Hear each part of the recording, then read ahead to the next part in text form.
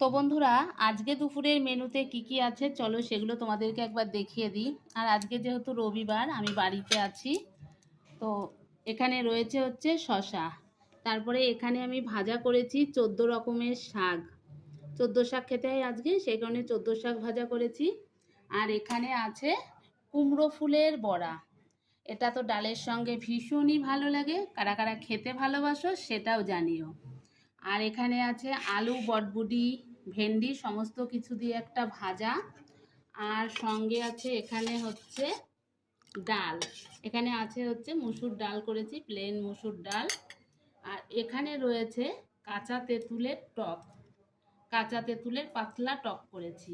আর এদিকে আছে হচ্ছে মাছের ঝোল। তো এই হচ্ছে রবিবার দুপুরের মেনু।